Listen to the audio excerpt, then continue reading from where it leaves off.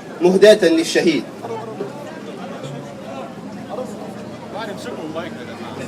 لا تقولوا لقد فقدنا الشهيد مذ طواه الثرى وحيدا فريدا. لا تقولوا لقد فقدنا الشهيد مذ طواه الثرى وحيدا فريدا. أنا ما مت فالملائك حولي عند ربي بعثت خلقا جديدا. فبعثوا اليوم من شموخي نشيدا. فبعثوا اليوم من شموخي نشيدا. لا تقولوا لقد فقدنا الشهيد مذ طواه الثرى وحيدا فريدا. لا تقولوا لقد فقدنا الشهيد مذ طواه الثرى وحيدا فريدا. أنا ما مت فالملائك حولي عند ربي بعثت خلقا جديدا. فبعثوا اليوم من شموخي نشيدا. فبعثوا اليوم من شموخي نشيدا. قد سما النسر فوق شم الجبال ومضى يرتقي سروح المعالي. وإذا البغي في الظلام تمادى واجه البغي فوق حد النصال. بلظى الموت والردى لا يبالي. بلظى الموت والردى لا يبالي. أنا لله قد نذرت حياتي وسألت الله حسن الثبات. أنا لله قد نذرت حياتي وسألت الله حسن الثبات. فإذا ضمقت دمائي صدري واحتواني الثرى وضم رفاتي. فاذكروني إخوتي في الصلاة. فاذكروني إخوتي في الصلاة. لا تقولوا لقد فقدنا الشهيد مذ طواه الثرى وحيدا فريدا. لا تقولوا لقد فقدنا الشهيد مذ طواه الثرى وحيدا فريدا.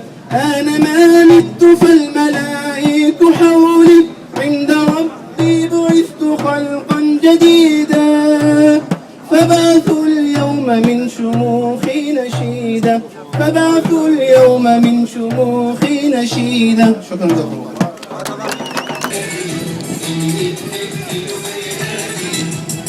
احنا شايفين وعينينا يومها كنا مصدقين.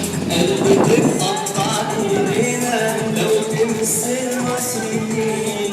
والله راحل يعني راحل اصل كفايه من اليمين.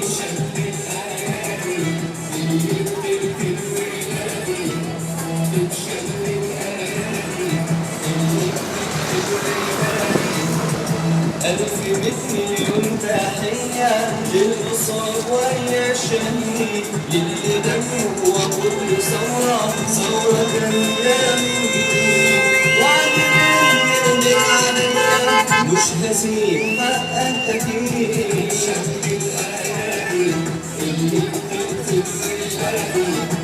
تتشد الآيات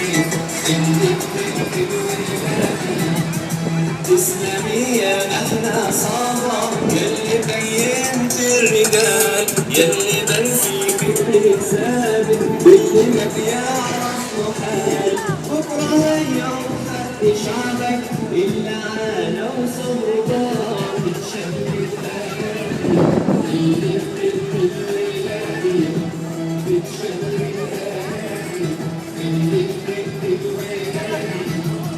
رب كل اللي كان واللي بيخالف العهود. واللي يفهم السهام واللي سايبين الحدود. اللي قتلونا في بلدنا دول عملاء لليهود.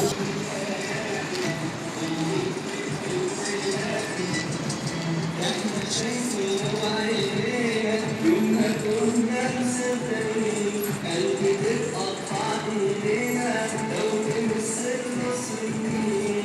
والله راحل يعني راحل اصل كفايه من اليمين.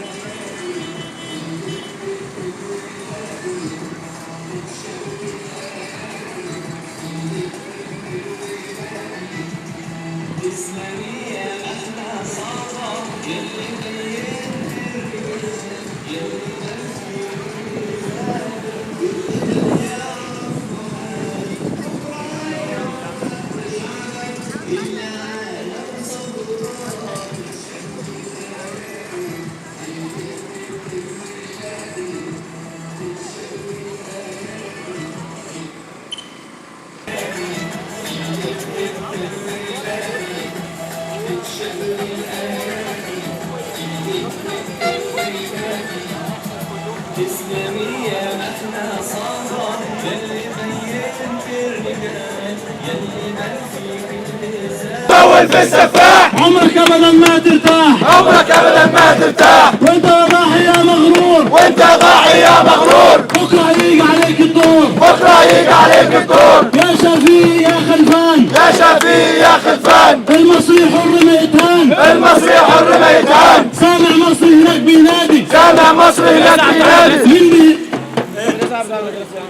سامع مصري هناك بينادي سامع مصري هناك بينادي من ينجدنا انا واولادي من ينجدنا انا واولادي لا اله الا الله لا اله الا الله مصر بيصرخ انا كلمتك اسمع احمد انا كلمته لا اله الا الله لا اله الا الله مصر هناك بيصرخ مصر هناك بيصرخ يا شفيق لم الدور يا شفيق لم الدور بكره هيجي عليك الدور بكره هيجي عليك الدور يا ضاحي يا جبان يا ضاحي يا جبان حرر ارضك من ايران حرر ارضك من ايران يا ضاحي يا كذاب يا ضاحي يا كذاب انت الفتنه والارهاب انت الفتنه والارهاب يا ضاحي يا خروف يا ضاحي يا خروف بكره الدور عليك هيطوف بكره الدور عليك هيطوف يا عندي خروفين يا عندي خروفين ضاحي خروف وكمان اتنين ضاحي خروف وكمان اتنين يا ضاحي يا جبان يا ضاحي يا جبان عمر المصري ما يتهان عمر المصري ما يتهان يا ضاحي يا خسيس يا ضاحي يا خسيس دم المصري مش رخيص دم المصري مش رخيص يا ضاحي يا راس الحية يا ضاحي راس الحية الشرعية جاية الشرعية جاية جاية كرامتنا ما تتهان كرامتنا ما تتهان كرامتنا ما تتهان كرامتنا ما تتهان من خروف الإمارات من خروف الإمارات كرامتنا ما تتشار كرامتنا ما تتشال من خروف الإمارات من خروف الإمارات من أسوان واسكندرية من أسوان واسكندرية قولوا معايا إسلامية قولوا معايا إسلامية إسلامية إسلامية إسلامية إسلامية رغم أنف العلمانية رغم أنف العلمانية رغم أنف العلمانية رغم أنف العلمانية ضاحي ضاحي يا خروف ضاحي ضاحي يا خروف دم الشهداء مش هيروح دم الشهداء مش هيروح اللعنة وصبرها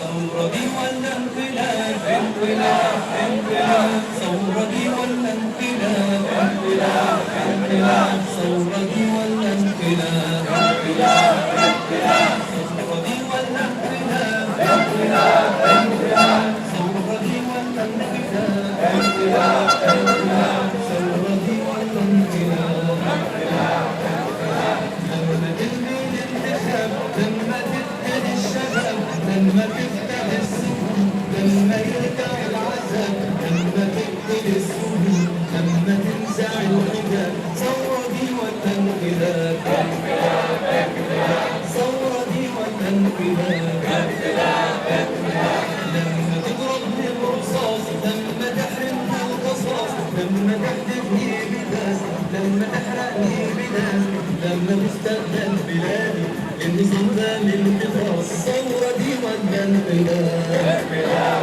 انقلاب ثورة دي ولا انقلاب لما تخلص النخاع لما تسكن اللسان لما تقطع اللسان لما يتهدد الميدان لما يوعظنا الشيطان لما تمنع الأذان ثورة دي ولا انقلاب ثورة دي ولا انقلاب لما تيجي طيارات ترمي حبة منشورات ترمي في التحرير جوايز ترمي لينا تهديدات تفرق في المعاملة تقسم الحرام ثورة دي ولا انقلاب ثورة دي ولا انقلاب لو تلبسنا لجام أو تموت الكلام لو تفضل عظام أو تكسر العظام لما تحبس الكرام بالبراءة للإمام ثورة دي ولا انقلاب ثورة دي ولا